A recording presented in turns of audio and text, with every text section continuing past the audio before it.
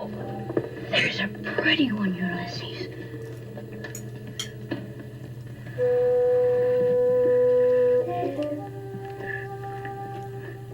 There it is. Well, hello, BookTuber. I'm Shawn the Book Maniac. Welcome to a Natural Lit Friday Reads. That never occurred to me. I don't know why. The lighting was never quite right. I'm not sure it's still quite right, but I've got the patio blinds open, sitting beside the patio door, and I think it's a little bit, quite a bit lighter on this side than that side, but this is my dark side. Anyway, so it's okay. We'll work with it. I think some of you will be quite pleased at this unexpected natural lighting for this video. And it's a harbinger that within the next 6 to 8 weeks, I'll be able to film outside. Spring comes very slowly to Saskatchewan. First thing I want to say is I want to welcome a new Book Buddy Patreon member, Duncan McCurdy of Duncan McCurdy BookTube channel fame. Welcome, Duncan. I'm delighted you've come on board. I will put a link to Duncan's channel in the show notes. It's pretty near the top of the show notes. Check out his channel. He's got a great channel, and now he's supporting me. How lovely. Thank you, Duncan. If you don't know anything about what my Patreon account is all about, there are links in the show notes. I will also say about Patreon that I am rethinking the upper tiers, the mid-tier, which is Story Seekers, and the upper tier, which is Bibliophile Besties. So starting to maybe think about mixing some things up and doing some other stuff on Patreon, so stay tuned.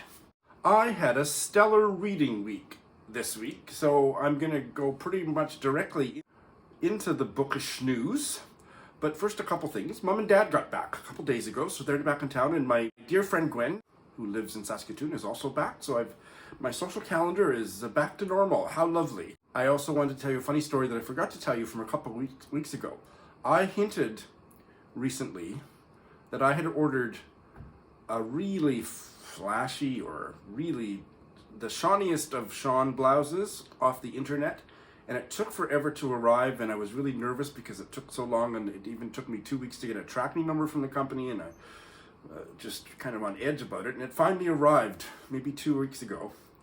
And here's a picture. I was so happy to have it, and in fact it arrived I think the day before I was going to do a Friday or a Saturday read, so I was excited to be debuting it very soon, and it didn't fit. Not at all. I mean, I'm a big guy, but the size that I typically order, I won't tell you, I won't disclose what that is, unless you're a bibliophile bestie, is what I ordered, but it was probably from an Asian country where the sizes are completely different, so I couldn't even get it done up around myself, so I was quite crushed.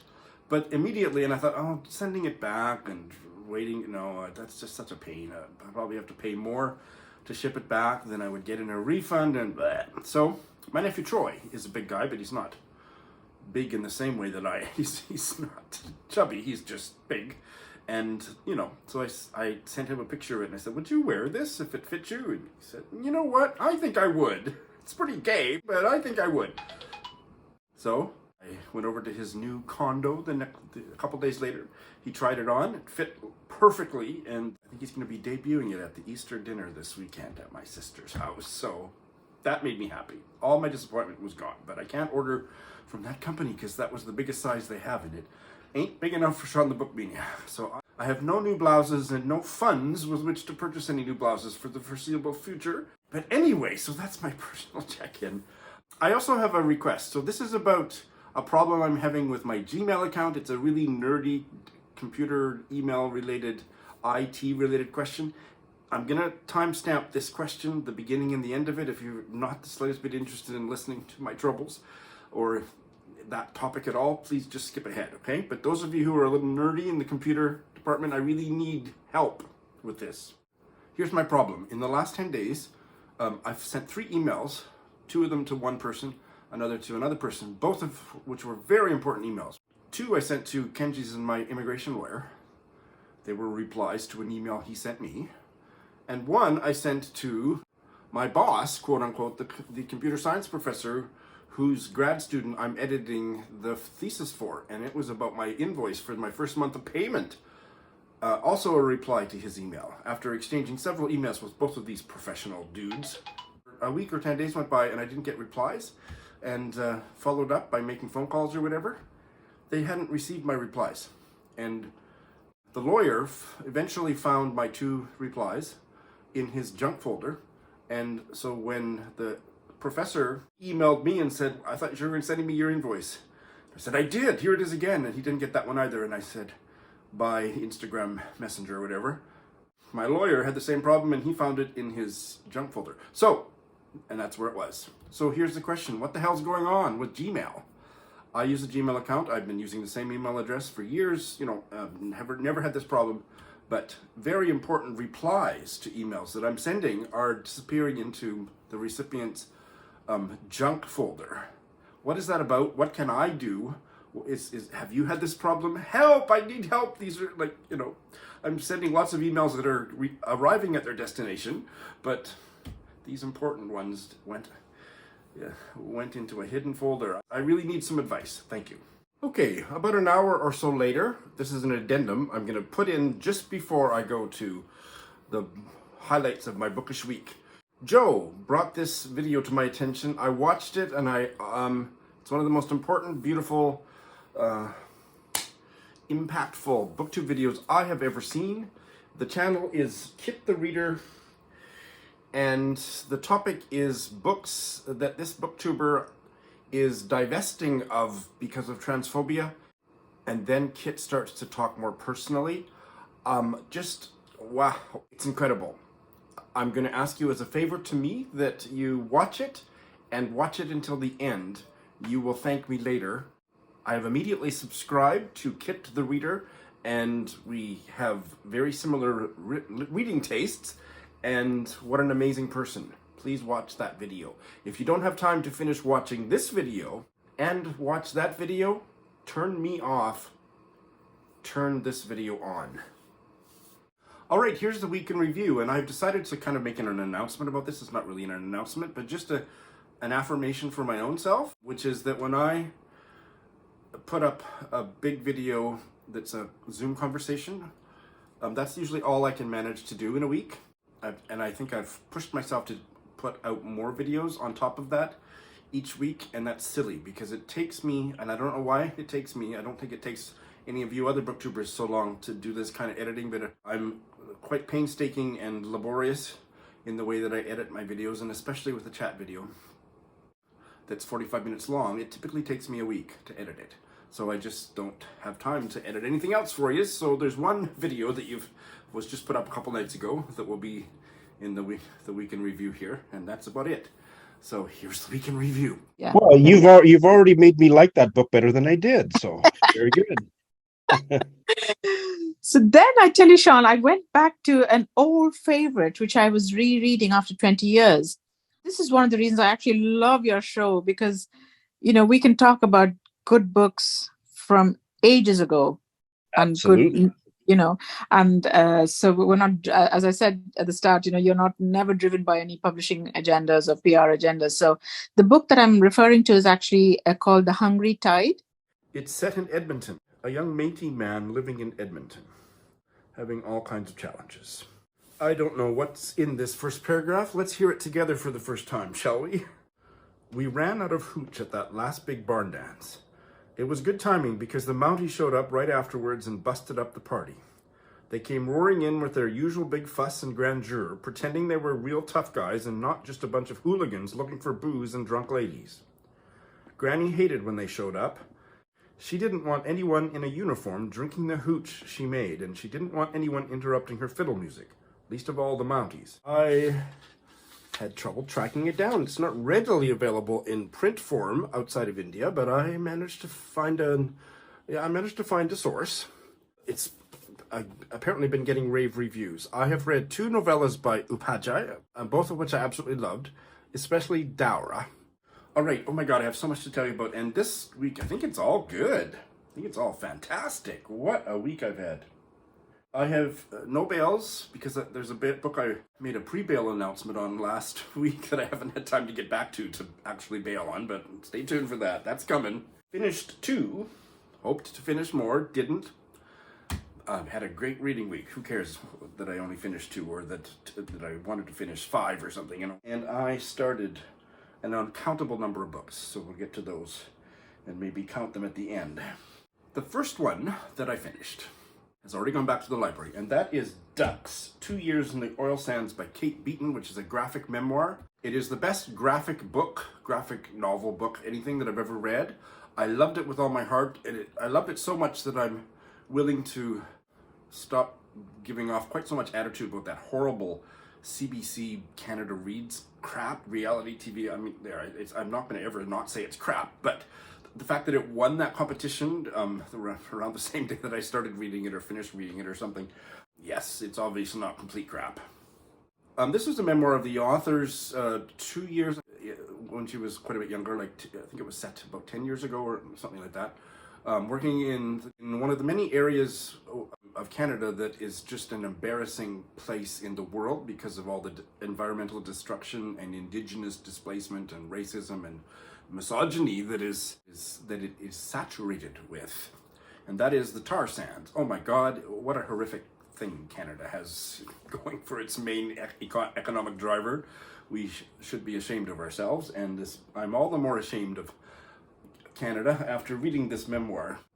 The memoir is about her being one of the few women, especially one of the few young women, working in the tar sands and experiencing an obscene level of misogyny and sexual assault, rape, and yet coming from an economically disadvantaged part of Canada, Cape Breton Island in the Maritimes, needing this job because it's the only high-paying job to pay off her student loans, or else she would be paying off her student loans in a job related to the humanities, 2 or 3 part-time jobs at minimum wage, working at museums or whatever. She would be paying her student loans back until retirement, because Canada's student loan thing is also a completely unjust aspect of our nation and our culture.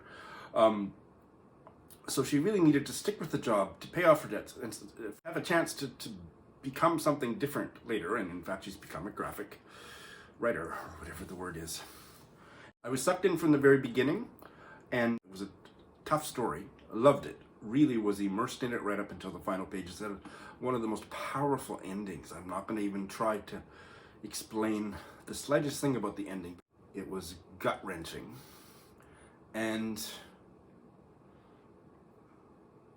I would have liked the issues around injustice to Indigenous people and environmentalism didn't really come up until the last 6th or 8th of the book.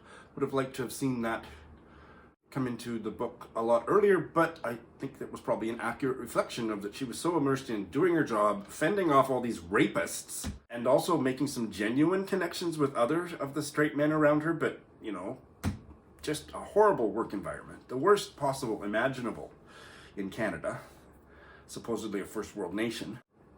She didn't have the bandwidth to start to, and I think at that time, I forget exactly when it was set, it might have been set around the year 2000, that it was an accurate register of when those issues started to enter anybody's consciousness.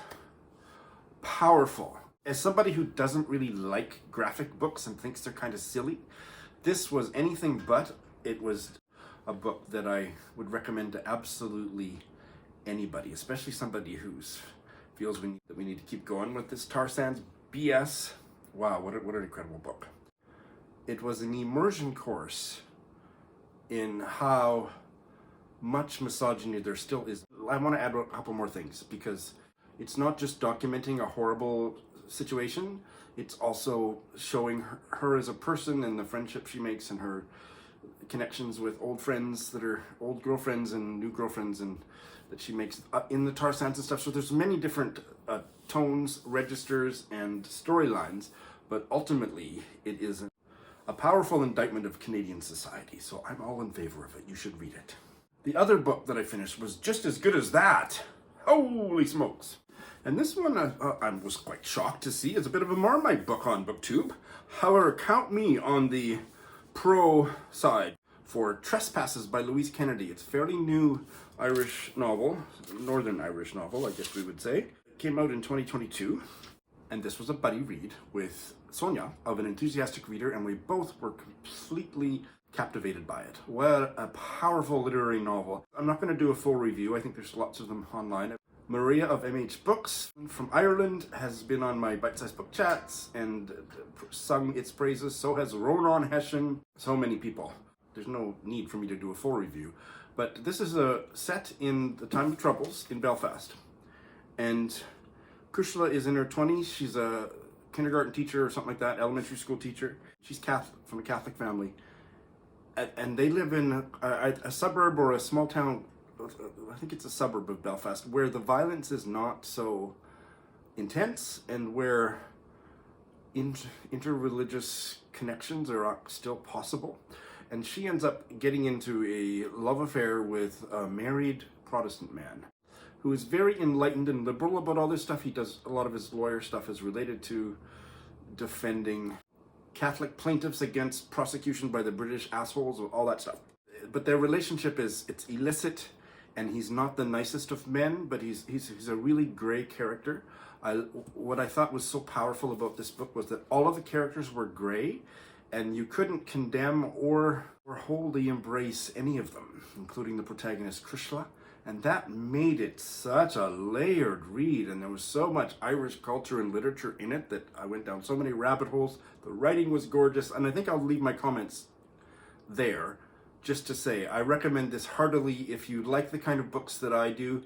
This is a book that's very serious, it's very literary, and there's no humor in it. So I know certain readers that have found humor in other contemporary Irish novels were disappointed that there was no humor here. I don't think there was any place for humor in this story particularly, but so it's a very serious, wrenching book with the most incredibly nuanced characters. It's such a Shawn book. It was Sonia and I had an absolutely delightful time buddy reading it. The only other thing Louise Kennedy has published so far is a collection of short stories. The End of the World is a cul-de-sac, and I'm hoping that Sonia and I will buddy read it maybe next year at this time. So that's what I finished. Let's see, how many have I started? I have started 6, and they are all starting out brilliantly. I have started this biography of Mary Wesley called Wild Mary, A Life of Mary Wesley by Patrick Marnham. And oh my God, the writing is so good. I'm 20 pages in, and it's a really dense read with really small print. I'm finding it so engrossing.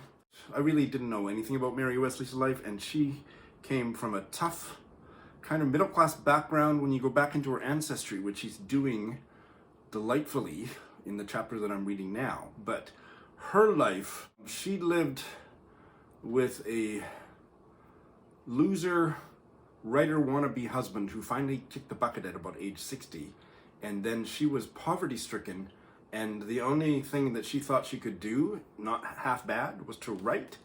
And she wrote and basically, starved herself to death because she didn't have any money for food for a couple of years until she got her first novel accepted at about the age of, was it 60 or 70? 71. She was 71 when her first adult novel was published. She'd written a couple children's books in the few years preceding that.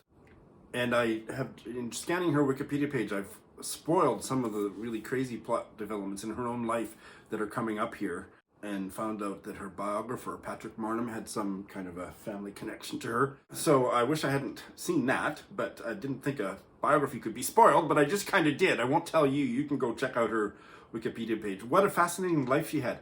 And what I've read so far, I still don't think I'm going to like her fiction, but oh my God, her life is a novel in and of itself. And there's like I say, when you go back to her grandparents and great-grandparents, on both sides, there's nobility and stuff, and in fact, she's a distant cousin.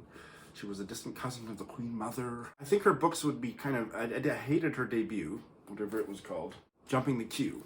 But apparently her other books are different, so I will try one of them. But they all sound kind of really dark, and I don't know. I can't decide yet. I don't have to decide. I'm enjoying the biography far more than I ever thought I would. What a hit so far. This is also really starting out great. This is this print-on-demand glossy book. I might as well put it down and put up the cover gif, which isn't much better, but Elizabeth and Ivy by Robert Liddell. It's his memoir of his friendship, most of which was conducted by correspondence with the British novelists Elizabeth Taylor and Ivy Compton Burnett, and their friendship with each other. And I just love his writing. It's a bit antiquated in style, which maybe is part of why I like it. I'm only about 20 pages. I've just read the introduction in the first chapter so far, and just loved it. The thing that has captured my imagination already is one of the first contacts or exchange of letters between Elizabeth Taylor and Robert Liddell. Robert Liddell was Barbara Pym's best friend and a novelist that nobody reads today, I don't think. I'd never heard of him until I started reading Barbara Pym biographies, but he was friends with a lot of writers who became much more famous than he ever did. Was that Elizabeth Taylor read one of his novels, The Last Enchantments, which I would very much like to read. So she wrote him a letter, and I was just going to read you his interpretation of the kind of feedback Elizabeth Taylor gave him, but he's being self-deprecating a bit, but I still think this is profound. She had liked my novel, The Last Enchantments. In some way, the expression is hackneyed, but I can find none better. It had touched her where she lived. It is not necessarily the best books that do that, or the most famous. Sometimes you are more touched by a book that seems to belong to you alone, rather than to the world. In that spirit, oh, and here's a really bitchy comment coming up, which I love. I really love how bitchy this book is. In that spirit, John Davenport, that lazy, combative, and yet most perceptive of critics, wrote to me saying that he almost hoped not to have to share his pleasure in this book with too many other people. So, putting aside the bitchiness and the self-deprecation, I think that idea about a book that speaks to you alone, and I don't know how many of my favorite books, all my friends have read them and they, what? And there's something in that, something I want to think about, chew on, and invite you to comment on. Books that touch you where you live, that don't necessarily speak to wide swaths of the general reading population. Fascinating. I should say also, this was published in about 1986. I don't think he lived much longer than that. I'm just going to be repeating myself as I introduce each book because it's the same for each of them. This is also starting out really well. Paul Takes the Form of a Mortal Girl by Andrea Lawlor. Oh, I just love the writing. It's so literary. I actually don't remember if I tried the first chapter years ago or just did a page 112 test. I don't know what I did, but I thought, oh, I don't think it's going to be for me. It is so far this time around. And this is for Trans Girl April. I should have mentioned that the other two biographical nonfiction books are for People April. This is the first one I'm telling you about today for Trans Girl April, or Trans Girl Readathon. And boy, it's starting out good. So the protagonist is Paul. And he does take the form of a mortal girl. In the first chapter, he gets dressed up to go out to the clubs. And as he gets changed, he also changes from a man to a woman. And so that's magical realism or whatever the hell that is. It didn't bother me. This time I was absolutely gripped by it. And then as a woman at the club that night, he picks up a lesbian musician who's performing at the club. And the sex they have is described quite beautifully. I've got a Sunday sentence coming up. Both my Sunday sentences this week are sexual. They're not graphically sexual, but they're coming from sex writing in two different books for Trans Girl April. So if you don't follow me on Instagram or Twitter or my Patreon or on Litzy, you'll be missing out. 3 out of the 4 options I just listed, you don't have to pay anything for, so do sign up for one of them. I think that's all I have to say about it. I just think the writing is exquisite. It's, again, very literary. I'm only 18 pages in. The descriptions of queer life really resonate with me, and that scene, that setting is so beautifully described. So far, so good. I don't know. I don't know if I can pick my favorite one, but this would sort of be a contender for my favorite one that I've started this week. Little Blue Encyclopedia for Vivian by Hazel Jane Plante. Also for Trans Girl April. Hazel Jane Plante is a trans female writer who lives in Vancouver. I think I'm just going to, for the most part, keep my comments brief here and instead point you towards both Kevy, who's one of the co-hosts of Trans Girl April. She appeared on my Bite-Sized Book Chats to talk about this. And also, the first time I heard about it was from Lindy. And so I'll put a link to her, I think it was a Friday Reads. If I can find it, I'll put a link to that as well. This is a buddy read with Joe Smith, and Joe and I both loved the introductory chapter, which sets out the story of the 2 trans women, one who's lesbian, the protagonist, and one who was straight, and that was Viv. And Viv has died, and so it's a story of grief and friendship. And that introductory chapter grabbed both of us by the throat. And then if you've heard anything about this book, you know that the bulk of it is an encyclopedia that the protagonist, who I think is unnamed, creates in homage and as a way of processing her grief at the death of her friend Viv, about Viv's favorite TV show that was a 10-episode, really weird TV show that doesn't exist in the real world. And so the rest of it is organized like an encyclopedia with entries for all the characters, all the actors, all the creator of the show, and this, that, and the other thing, that's interspersed with the protagonist's memories of Viv. And as Joe and I both got started on the encyclopedia, we both kind of drew back and thought, oh, I don't know if this is going to work. This is so weird, because it's such a weird TV show that doesn't exist in reality, except that there's real life people that are mixed in through it, and real life things. And so 50% of the time when I would check something on Google, it didn't exist, and all I would find is a reference to this novel. The other half, they were real people that were mixed up with it. So that's an element of the reading process. Anyway, let me finish what I was saying. And then for both of us, we checked in a week later, but for both of us, after we read just a few more pages of the encyclopedia, we got sucked right back in. It is so good. It's so weird. It's got an emotional power and an intellectual kind of puzzle, because you're trying to make connections and keep everybody straight, so to speak. That's probably the wrong word to use for this book. I'll just speak for myself from now on. I won't put words in Joe's mouth. I've read half of it. I'm enraptured by it. I hope it sticks the landing. But oh my God, this is a puzzle and a treasure of a book. And this is also for Trans Girl April. This is a glossy, new library book, so it's not ugly yet. I just hate the glossiness. So I'll put it down, and here's the cover gift. When We Were Sisters, a novel by Fatimah Asghar. This is now on the short list for the Carol Shields Prize. I meant to make a comment about that at the beginning of the video. I didn't, so I will just make that comment now. The short list for the inaugural Carol Shields Prize for women and non-binary writers in North America just came out the other day. I'll put a link to that information in the show notes. And I'm delighted, based on having read 30 pages of this novel by a non-binary writer, Fatimah Asghar, that it's on the short list. I just love the writing from the first page. I think it's going to be a fairly easy read in the sense, well, it's experimental, so there's some pages, this is where my bookmark is, but it's not difficult to read, and it's really quite emotionally gripping. These three girls, their father has died and their mother died when they were babies, and it's a Pakistani-American family, quite newly immigrated to America.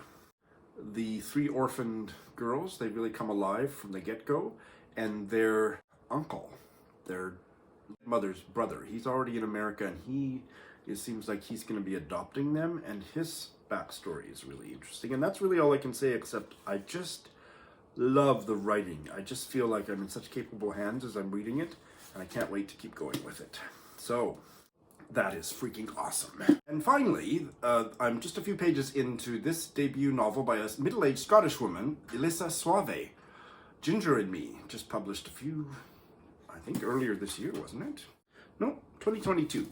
That I'm buddy reading with a buddy reader who I still haven't asked how she wants me to describe her, by first name or nothing at all or whatever. So I'll just say I'm buddy reading it with a new to me buddy reader, debut buddy read. I've read the first chapter and the prologue. And the prologue is at prison, and the protagonist is in prison and being charged. I don't think it's revealed what she's charged with. No, the charges are withheld from us, but it sounds very serious. And there's reference to Ginger, and the Ginger's in the title, Ginger and Me.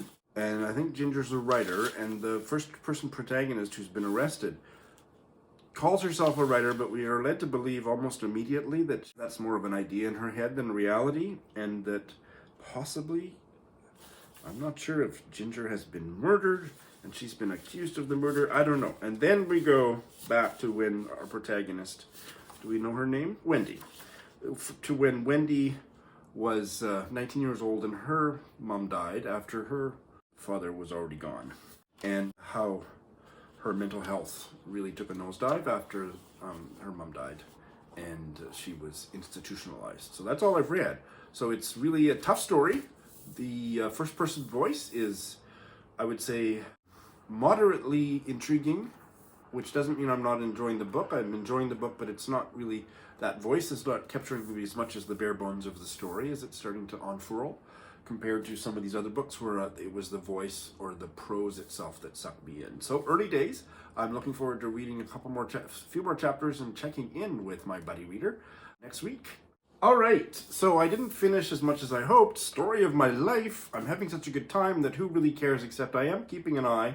I'm not disclosing the number to you, but I am keeping an eye on the number of current reads I have. So I've decided to scale back what I'm going to start this week. I think I'm only going to start 2. If I make great progress during the week, I might start another one, but otherwise, no. 2 is the max, because we're getting into scary territory.